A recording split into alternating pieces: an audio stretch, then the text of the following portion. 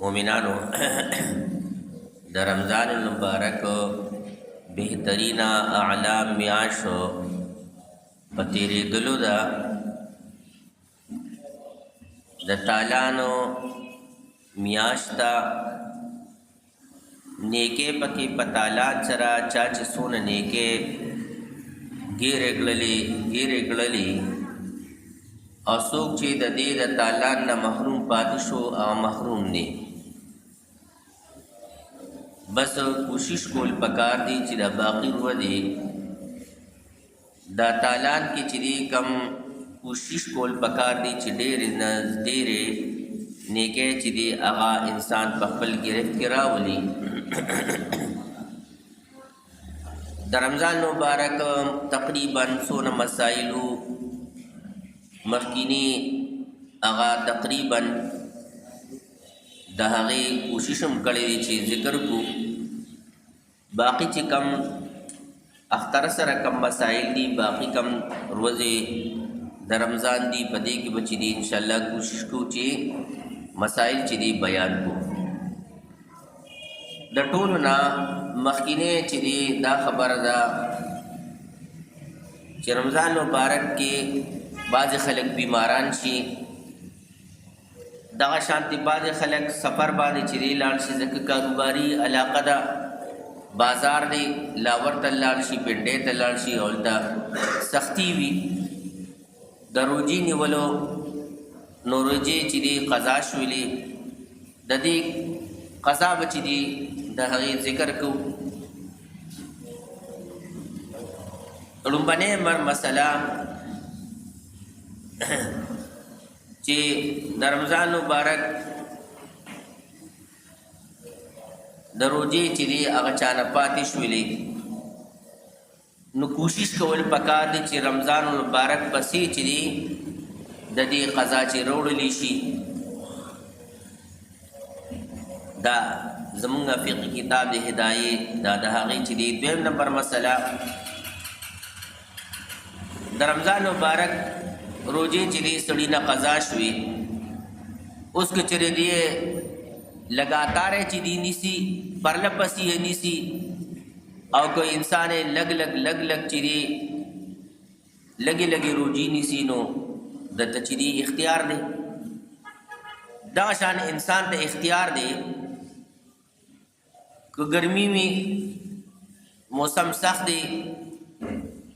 نو که چېرې دی انتظار کی چېرې زه به ژمي کې ونیسم دته چې دی اختیار دی ځکه الدین یسر دین آسان دی قرآن وی یرید الله بکم اليسر ولا یرید بکم العسر الله غواړي په تاسو باندې اسانتیا او تنګسیا نه غواړي دغه شان د رمضان مبارک بعضې خلک داسې وي چې د رمضان مبارک په ټوله میاشت کې چې دی بېهوشه وي نو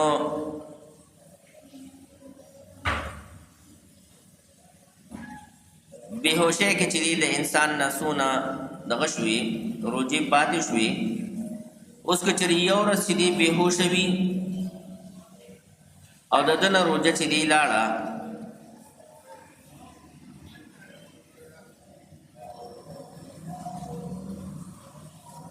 نو دی به چې دی د دې روجې چې دی د دې روجو به قضا راوړي دغه شان که رمضان مبارک ټوله میاشت کې چې دی بېهوشه و نو دا به دی نه وي چې زما نه ټولې روجې چې دی بس زه خو بېهوشه یم بس معاف دي راته نه د باندې چې دی ټولې روجې د ټولو روجو چې دی قضا چې دی په ده باندې دغه نه ده په شروع کې چې دی کم د روجې چې دی قضا شوي وي نو د هغې به کفاره چې دی نه روړي او نور څونه چې دی روجې دي د دې به قضا چې دی روړي دغه شان رمضان مبارک کې چې سړی بیمار شو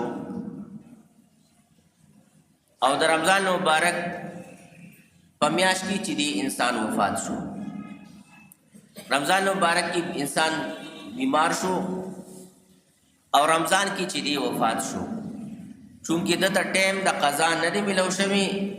دته صحت نه دی ملو شوی، نو په ده باندې د دې قضا چې دی نشته. در مختار د زمونږ د فقه کتاب دی در مختار، هغه دا مسله راغشتې ده. هغه مسله لږ توجه سره که چېرې انسان دی رمضان مبارک کې چې دی بیمار شو او رمضان مبارک کې چې دی وفات شو، نو په ده باندې د دې روجو قضا چې دی نشته، ځکه دته ټیم نه دی ملو شوی، د روجو نیولو ټیم دته نه دی ملو شوی، نو په ده باندې د دې روجو قضا چې دی نشته. در مختار دغه شان انسان پر رمضان مبارک کې چې دی بیمار شو او دې څنګه رمضان مبارک تیر شو او دته دونه ټیم ملو شو چې دی پکې د خپلې قضا روجې چې دی د دې قضا راوړلی شي، نو بیا به په ده باندې د روجو قضا شته، د دې به قضا چې روړي. اوس که چېرې دی مړ شو او دی څونه ورځې چې جمدي وو، نو په ده باندې د دې جمدو څونه چې جمدي وو د دې روجو قضا شته، هر څونه ورځې وو. او که زیاتې وي نو زیاتو پې قضا چې نشته، ځکه دته ټیم ملو شوي نه دی، دته ټیم د سره چې دی ملو شوي نه دی. دغه شان انسان چې دی بیمار شو او روجې د ده نه چې دی پاتې شولې، اوس دی تقریبا 15 ورځې چې دی جمدی و، خو دی په صحت و 15 ورځې دی جمدی و او دته چې دی صحت ملو شوی و ټیک ټاک و، نو دی به د دې 4-5 ورځو چې قضا راوړي د نور قضا په ده باندې چې دی نشته. دغه شان که چېرې په سفر کې د انسان نه روجې چې دی قضا شولې او دته چې دی ټیم نه دی ملو شوی، دته د کور تللو ټیم نه دی ملو شوی، نو په ده باندې د دې روجو قضا چې دی نشته. فتاوا عالمگیری. اوس که چېرې دی کور ته لاړو، کور ته چې دی لاړ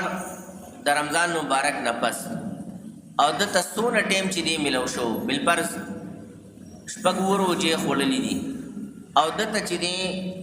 د روجو د قضا راوړلو 3 ورځې چې دی ملو شولې او 6 تنه قضا شوي دي، نو د 3 روجو قضا په ده باندې شته، مکمل شو. 3 روجو قضا په ده باندې شته، نور قضا په ده باندې چې دی نشته. دا هم فتاوا عالمگیری د دې مسلې چې دی دا فتاوا عالمگیری د دې ذکر کړی دی. اوس پراشو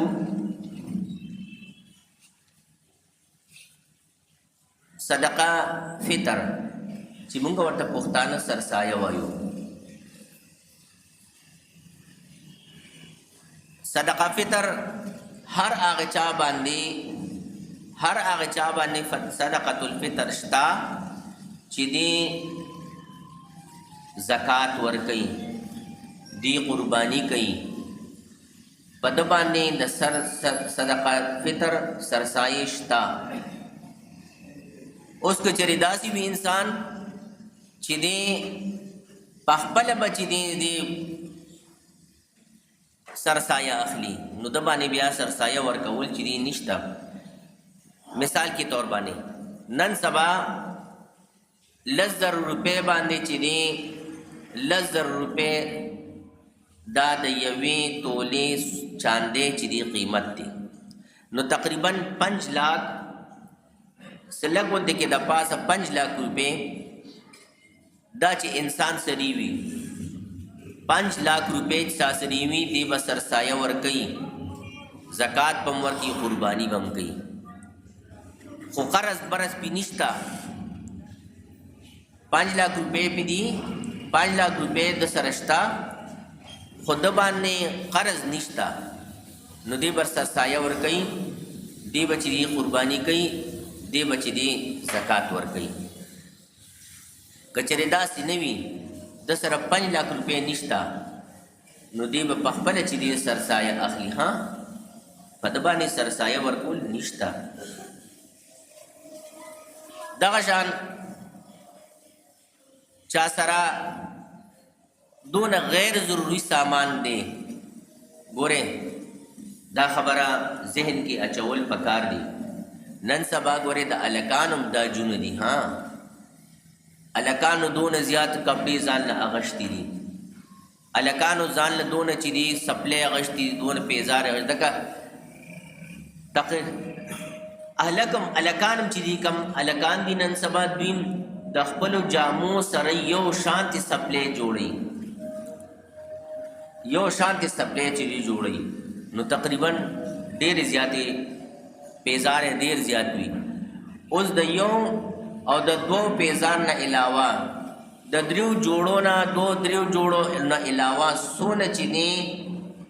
د کپڑی دي نو د هغې حساب کتاب بکوي د هغې حساب کتاب بکوي دغه شان غیر ضروري سامان دی غیر ضروري سامان دی او غیر ضروري سامان چې د پکار چې دی په میاشت کې او 2 میاشتې کې چې دی د پکار نه راځي نو دی به د هغې حساب کتاب کوي اوس که چېرې دا غیر ضروري سامان د 5 لکو ته چې دی ورسېدو نو په ده باندې زکات چې په ده باندې سرسایه هم شته زکات هم شته او قرباني هم چې دی شته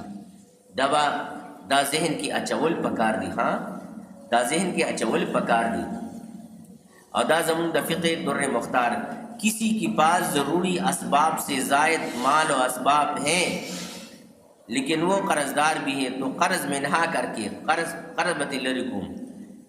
اگر اتنی قیمت کا اسباب بچے جن پر زکوٰۃ واجب ہے تو صدقہ فطر واجب ہے صدقہ فطر سرسایہ اور گئی اگر اس سے کم بچے تو واجب نہیں بیا پتبہ سرسایہ واجب چیرے نہ دا دا صدقۃ الفطر دا دغنا د اختر د مانځنه مخکې ورکول پکار دي ځکه دا د مسلمانانو غریبانانو چې دی حق دی په مالدارو باندې چې مونږ خپل ځان سره مسلمان غریب د دې جوګه کو چې دی مونږ سره د اختر په خوشحالو کې چې دی چې اختر په خوشحالو کې دی مونږ سره شریک شي نو او که چېرې چا په رمضان مبارک کې صدقه فطر ادا کړل دا خو به ډېر بهتر او اعلی وي ډېر بهتر او اعلی وي تقریبا فقهای کرامو خو ډېرې خبرې کړي دي خو آسان حساب کتاب تقریبا نن د هر یو کس په سر باندې 300 روپۍ سرسایه ده 300 روپۍ سرسایه ده اوس سړی باندې که د سره نصاب برابر دی او ښځې سره نصاب برابر نه دی نو د سړي حیثیت بل دی او د ښځې حیثیت بل دی یا ښځه چې دی مالداره ده خاوند دی چې دی غریب دی نو دا خاوند دی سرسایه اغشتلی شي او ښځه یې نشي اغشتلی خو ښځه خاوند یو بل سرسایه نشي ورکولی انسان بچو له نشي ورکولی وصول نشي ورکولی کړه وصول نشي ورکولی پلار له نشي ورکولی نکلی نشي ورکولی قرنی کله چې نشي ورټر نکلی نشي ورکولی دا خبره ذهن کې اچول پکار دی اوس په سړي باندې کدی ردی صاحب نصاب د مطلب 15 لک روپۍ و د سره شته نو په د باندې د خپلو نابالغو بچو سرسایه چې دی واجب ده اوس که چېرې دا بچي داسې وي چې هغه بالغ دي نو بالغ بچي خپله چې دی هغه غټ دي په ده باندې د ده سرسایه چې دی واجب نه او که چېرې پلار ته وي چې یاره پلاره زمونږ سرسایه وورکه نو بیا بېله خبره ده دغه شان ماشوم دی خو د سره پیسې چې دي شته د سره پیسې شته چې هغه 15 لکه روپو ته چې دي رسي نو په ده باندې سرسایه ورکول د نه مدرف د سرسایه به ورکي واجب ده. فتاوا قاضي خان دا زمونږ د فقه کې چې دی کتاب دی فتاوا قاضي خان. او که چېرې ماشوم داسې و چې هغه د سوای صادق نه وروستو چې دی پیدا شو د اختر د مانځه نه د اختر مطلب چې دی د پیشبري نه پس چې دی پیدا شو اذانونه شور پیدا شو نو په ده باندې بیا سرسایه د سرسایه بیا واجب نه ده. د سرسایه واجب نه ده. اوس دا سرسایه که چېرې سړی داسې کوي لکه 300 روپۍ دي یاره 300 کسان چې دي ګڼ دي 100 روپۍ یو لور کې 100 بل لور کې 100 بل لور کې نو عموم چې دي جایز ده. اوس که چېرې سرسایه چې دي یو کس له چې دي ورکړه عموم چې دي جایز ده. عموم بالکل چې دي جایز ده. ما تاسو ته وی چې سرسایه هر هغه کس باندې ده سرسایه هر هغه کس باندې ده چې هغه به زکات ورکوي. اوس کو زکات په ده واجب نه دی په ده باندې زکات واجب نه دی نه په ده باندې قرباني شته او نه په ده باندې سرسایه شته بلکې دله به چې دی خلک ورکوي دله به خلک چې دی ورکوي.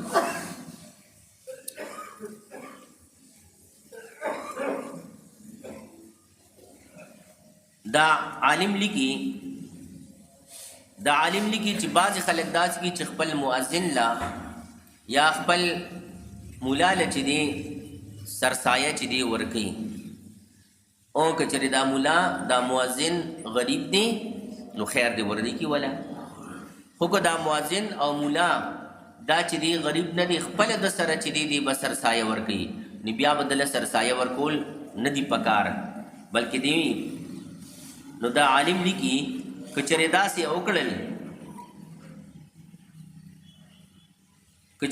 وکړل تو اس قدر دوبارہ فقراء پر صدقہ کرنا لازم ہے. که داسې وکړل چې خپل مؤذن لا خپل مولا له چې دی سرسایه ورکړه هغه په خپله چې دی داسې و چې هغه به سرسایه ورکوله نو د ده سرسایه چې دی نه ده شوې دی به دوباره غریبانان دا د غریبانانو حق دی دا د غریبانانو چې دی حق دی.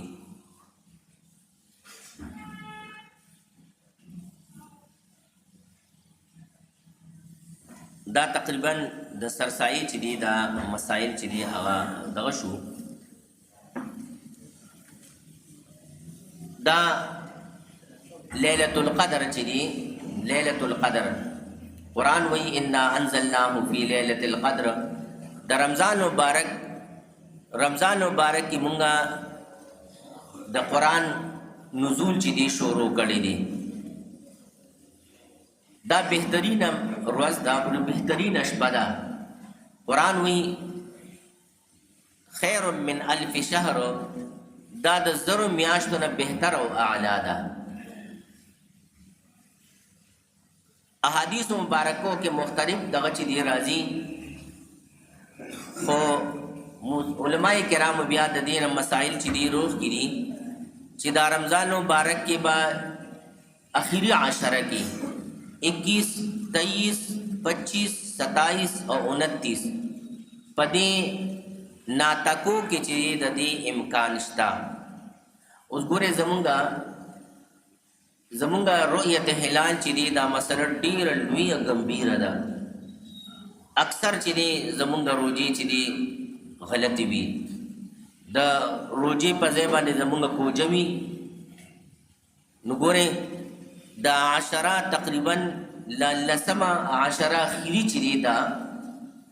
دا بس ټول په عبادت کې تیرول پکار دی ټول په عبادت کې تیرول پکار دی. اوس که چېرې چا ماښام داسې وکړه چې اوابین یې وکړل دغه شان تراویح وکړلې تلاوت یې وکړو او پېشمني له پاسې د تهجد یې چې دی وکړل دغه شپه چې دی راګیره کړله دغه شپه د راګیره کړله. پښتانه خو مختلف قسم دغه کوي چېرې په دې په ټول ارض په سجده باندې پراته وي دا خبره غلطه ده. سجده مطلب الله ته تابعدار دي، بس الله ته تابعدار دي. نو دا بهتر شپه ده، د دې نه ځان محرومه کول نه دي پکار، بالکل ځان محرومه کول نه دي پکار. زمونږ اختر چې دی را روان دی که نه، نو اختر کې خلک خپل انسان غواړي چې یاره زما مړی چې دی زما سره په خوشحالو کې چې دی شریک شي. نو زمونږ موږ د هغې تعبیر په غلطه طریقې سره کوو. موږ سیرې والو او خپلو مړو په قبرونو باندې سیرې واچو. دا خبره بالکل غلطه ده، دا خبره بالکل چې دی غلطه ده. دا اتفاقا چې دی یو اخبار د انډیا اخبار دی راها دا، او دا د 9 جولای 2009 چې دی اخبار دی. احمد آباد انډیا کې چې دی دھماکه شوی وه او باغې کې چې دی یو کس چې دی کسان ډېر شهیدان مړه شوي وو، هندوان دي خو د یو کس چې دی لاش یې راغشتی دی وړي یې او د پاسې پې سیرې اچولي. ګورې د پاسې پې سیرې اچولي شوي دي، د پاسې پې سیرې چې دی اچولي شوي دي. دا د هندوانو رسم دی ښه، دا سیرې د هندوانو چې دی رسم دی. ګوره دا د هندو لاش دی او هندوان روان کړی دی او د پاسې پې سیرې اچولي دي. او دی د اخبار لیکي the people carry the body of person، خلق د یو کس چې دی لاش وړي suspected to have died، چې مړ شوی دی په دې دھماکو کې. نور چې دی اخبار بیا شلیدلی دی. نو ګورې دا رسم د هندوانو دی، دا د هندوانو رسم دی. نو چې د هندو رسم دی نو مونږ یې ولې کوو؟ چې د هندو رسم دی نو مونږ یې ولې کوو؟ زه خپل مړی ځان سره په خوشحالو کې شریکول غواړم. اوس څېره چې دی ارسونه باندې ده، تقریبا 1000 باندې 500 باندې خامخا به وي. نو دغه زه خپل مور، خپل پلار، خپل خپلوان دا چې دی شریکوم ځان سره اختر په قربانۍ کې. نو دا د اختر په خوشحالۍ کې نو زه به د هغې په نوم باندې غریبانانو له چې دی د اختر سودا والم، د اختر سودا به ولوالم او د هغه په روح باندې به الله ته ویم چې الله دا د هغه په روح پسې نو ما سره د اختر په خوشحالو کې شریک شو. اوس که چېرې مونږ زه وایم چې یاره ما سره اختر په خوشحالو کې زما مړی شریک شي او زه پې سیرې واچوم، نه د هندو طریقه ده، دا د هندو طریقه ده. او زمونږ مړي دا سیرې زمونږ مړي نه ویني، دا سیرې زمونږ مړي نه ویني او نه په دې باندې چې دی خبردار دی. بس خو د هندوانو ځکه مونږ ټول عمر تقریبا مونږ مشرانو هندوانو سره چې دی پاتې شوي دي. 47 کې مونږ چې دی د هندوانو نه جدا شوي یو او هغه رسمونه چې دی را روان دي. نو دا نه دي کول پکار. بس خپل مړی شریکول غواړي اختر په خوشحالو کې، نو دا د هغه په نوم باندې غریبانانو له چې دی سواله جامې والا بیزار والا دون ډېر غریبانانی دونه ډېر غریبانانی. حقیقت دا دی ډېر زیات غریبانان دي. ګوري مونږ وایو چې رب دغه دي، خو دا خو زه خپل علم مطابق خبر کوم، دونه ډېر زیات غریبانان دي، دونه زیات غریبانان دي چې انتها. نو سیرې په قبر باندې اچول دا ناجایز د هندوانو طریقه ده، ها د هندوانو طریقه ده. دا شان د رمضان مبارک په اخیره دغه کې جمعه کې مونږ قضا عمري کوو. قضا عمري څه مطلب؟ چې د ټول ورځ ټول کال مونږ چې دی نه چاردام کړی نه مونځ هم چې دی کړی دی.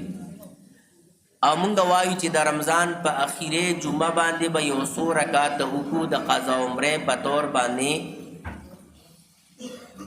نو زمونږ د ټول کال به چې دی قضا عمرې شي. ښه په ما باندې د چا 1 لاکھ روپۍ قرض دی، دې ته به وګورو. په ما باندې د چا 1 لاکھ روپۍ چې دی قرض دی او هغه ما ته وایي چې یاره استاد جي دا یو 200 روپۍ والا بس ټول دغه 1 لاک روپۍ په د دې دغه دا زه به معاف کړم زه به یې معاف کړم په 200 روپو باندې دغه 1 لاک روپۍ به زه معاف کړم دې ته قصه عمري او دا بالکل فقهای کرام په دې باندې خکا فتاوا درون دیوبند فقهای کرام ټول چې دی په دې باندې رد کوي په دې باندې رد کوي چې قضا عمري د سره شته نه قضا عمري د سره چې دی شته نه ګورې زمونږ د فقه مسله ده منیت المصلي دا مسله راغشتې ده یو زنانه ده او هغه د هغې بچی پیدا کېږي ګورې دا مسله ګورې دا ګورې کتابي مسله ما زه به کتاب رالم بس مانې ایر شو زنانه ده د هغې بچی پیدا کېږي وینه د څلوېښتۍ لا نه ده شروع شوې او ماشوم چې دی روتی دی فقهای کرام وایي چې په دې باندې د مونځ دې باندې مونځ لازم دی دا به مونځ کوي هسې څونه سخت وخت دی دغه څونه چې دې تکلیف دی خو څونه سخت وخت دی خو په دې باندې مونځ دې ته معاف نه دی دې ته مونځ معاف نه دی نو په ما باندې چې زه ټیک ټاک یم ټوله شپه او ټوله ورځ موبایل ته ناست یم او موبایل اړم موبایل بره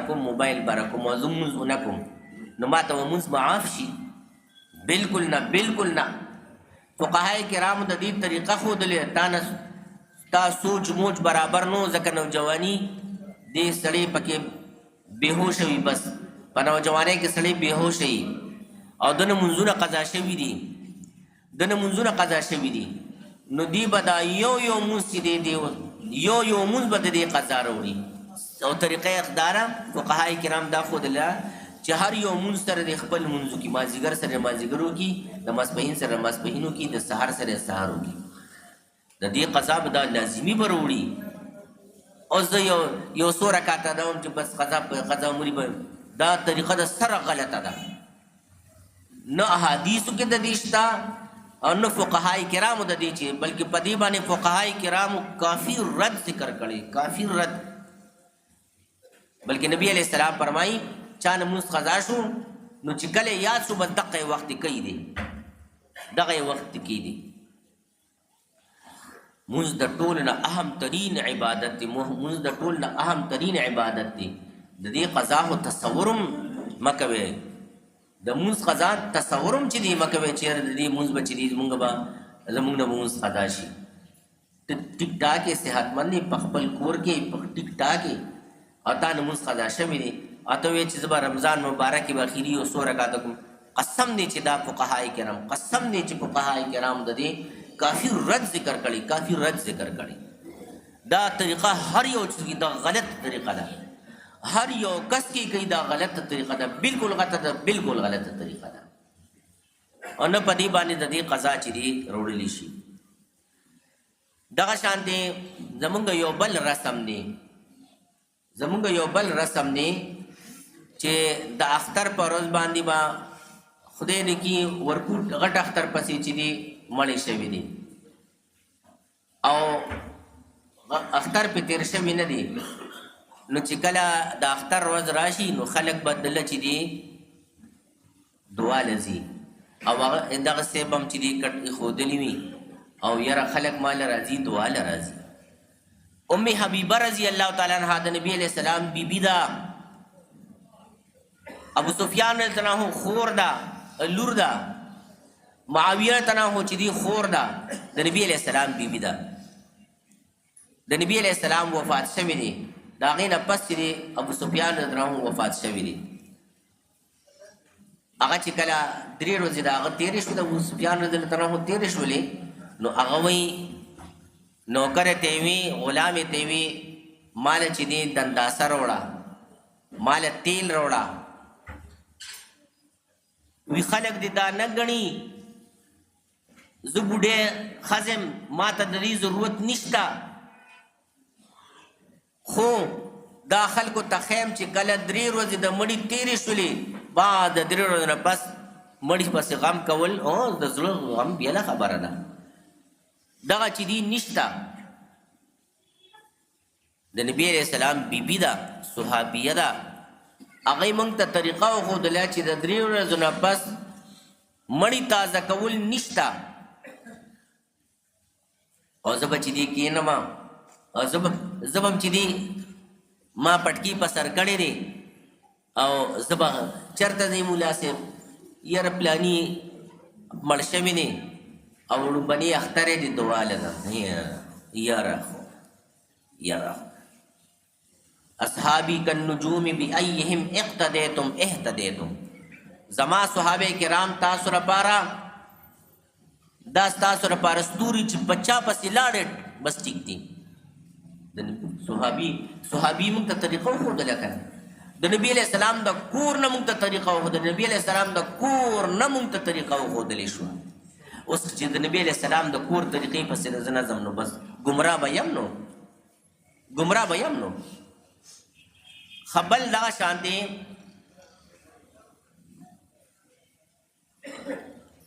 دغه هوایي فایرنګ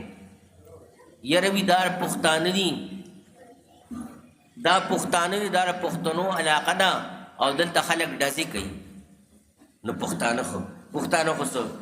څه دلیل نه دی په قرآن کې پښتانه خو څه دلیل نه دی په احادیثو کې دا د حسن جان مولوي صاحب الله دې غریق الرحمت کی دا تقریر ما اورېدو وي دا رسم بغیر د پښتنو نه په چا کې نشته او هغه وایي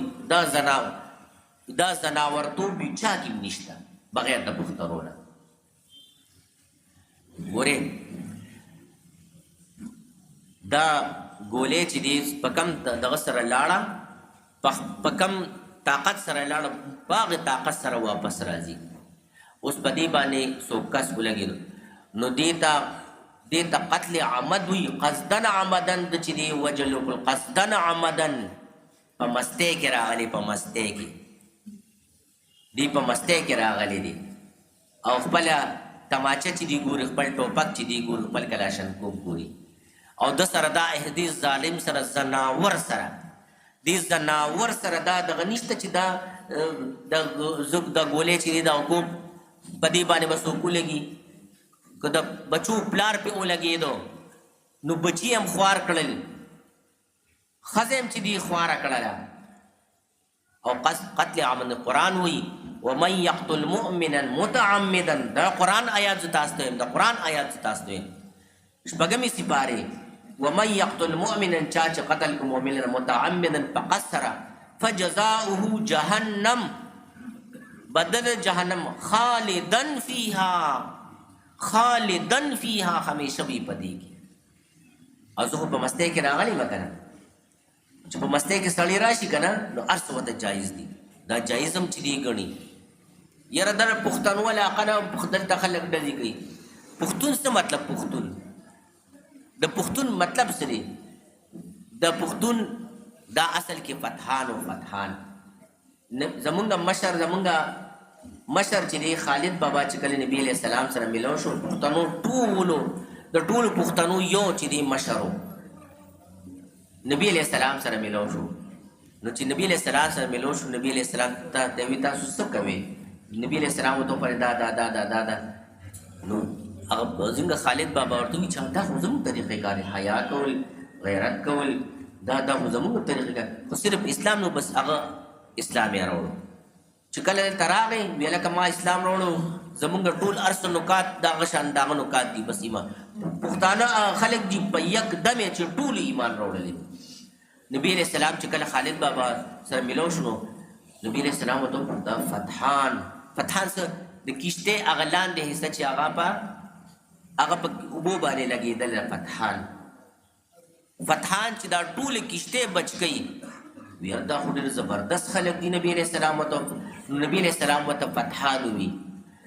اوس چې کله ته ډزې کوې او ته څوک په دې ډزو باندې ولي نو ته په دې فتحان کې رالی بلکل پکې رانلي دا خلک غرق کړل خلک بچي دي خوار کړل بچي دي یتیمانان کړل ښځې دي کونډې کړلې MBBS یو جینۍ وه MBBS یې کړو پېښور دغه کې چې دی روتې وه او پلار خوشحالۍ نه پلار ولا چې دی دغه کول پارټي کوله MBBS یې کړو بس هوایي ګولۍ راله او هوایي ګولۍ چې څنګه پرې راله په سر ولګېده مړه شوه اوس په MBBS باندې څونه پیسې لګي څونه ټایم چې دی پې لګي او دا به دوی به د خلکو خدمت کولو د خلکو د خدمت په یو لحظه سره چې دی ختم کړو زناورتوب دی او که نه زناورتوب زه خو ته زناورتوب دی زما دا خبره چې دی تاسو ارچته تاسو ارځئ نه کور نه دي هلته یو څه دا خبره او د آخرت معامله د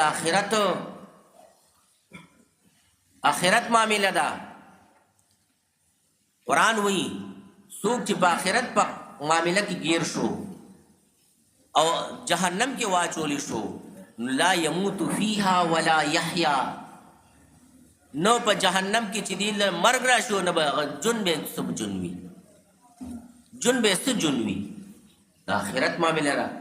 په خپل پښتونولۍ باندې ټیک ته فخر کول پکار دي خو مونږ مسلمانان یو به حیثیت هر یو سیسته مونږه پښتونولۍ ته مونږ به حیثیت اسلام چې دی ګورو اول مونږ مسلمانان یو بیا مونږ پښتانه یو نو دا زناورتوب نه دی کول پکار دا زناورتوب دی بالکل زناور اوی اوس ما 10 روپۍ چې دی په بازار کې روان یم او 10 روپو ته ما تیلې ورته کړې دي او داسې خاندم ورته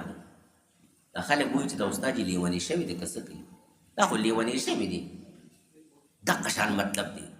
زه چې دی په زرګونو روپو چې دی هغې ته تیلې ورته کړم